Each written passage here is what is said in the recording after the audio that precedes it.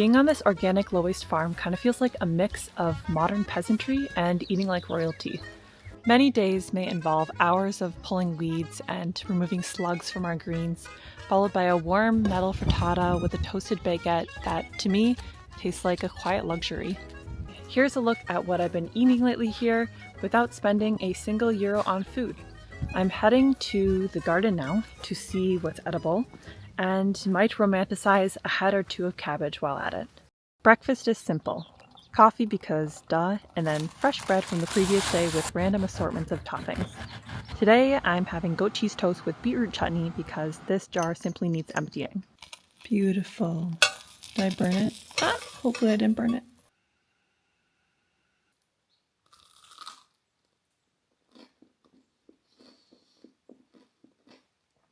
As for lunch, it's kind of like the garden decides what's for lunch. Don't you dare scream. Ah, good idea. No.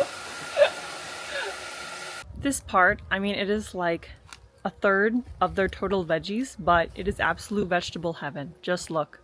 We got rainbow chard, green chard, Jacinto kale, curly kale, green onions, cabbage, more lettuce in the back. Look at this. How does it even grow so big actually? Oh. And what are you gonna do with this? We'll see. These things are huge. So today we're keeping it simple. A spinach pomegranate salad with a honey balsamic vinaigrette, a quick egg scramble with sauteed leeks, and probably some herby toast on the side. Try and break up the lumps of the cheese so that you can And almost every day, when harvesting greens, we find friends like this. We want variety in our salads, but not that much variety.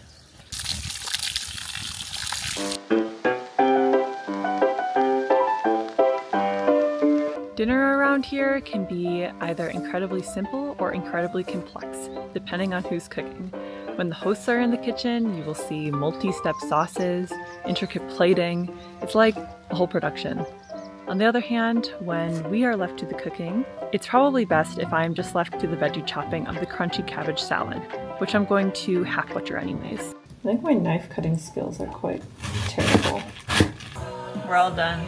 This is enough dressing, yeah. And honey, done? Done. All done.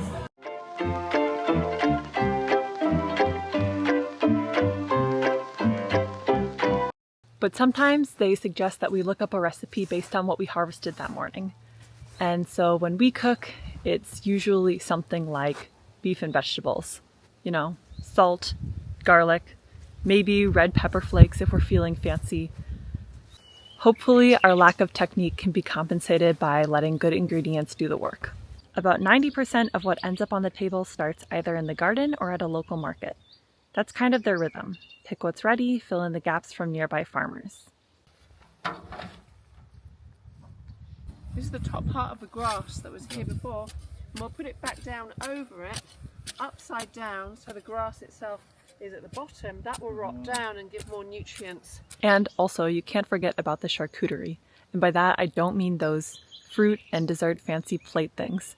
I mean, actually, I just learned this week that charcuterie is a French word that translates to cold cuts. And so when they make charcuterie, it is like literally salt and a bunch of meat preserves made from all the organs and stuff. I have never seen so many containers of pork pate in my life, and other types of their preserves I won't even attempt the pronunciation of. Between all the offal and breads, there's also a lot of fusion food going on here. Like the other day, red lentil salmon curry, which called for coconut milk, spices, fish. That's not all local.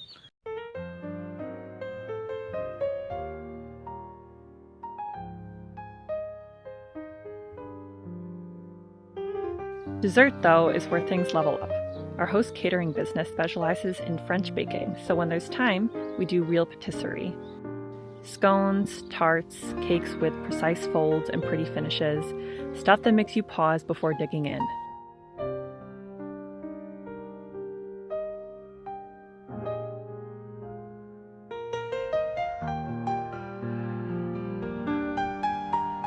Oh, hold on, you folded it the wrong way. That's not lengthways.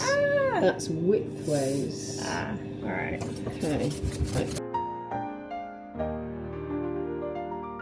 So that will just rest. And then when we roll it out again tomorrow, we're going to do the same thing. And what happens is it ends up building up loads of layers of butter in between the different layers of flour, and that's what creates the puff. For real though, I've loved pretty much every bite here, minus a couple things that we cooked and totally burned and butchered. Yeah, hopefully I learned a couple things, like for example, how to harvest lettuce without accidentally pulling the whole thing out, and also that baby cabbage is going to multiply faster than my rash life decisions.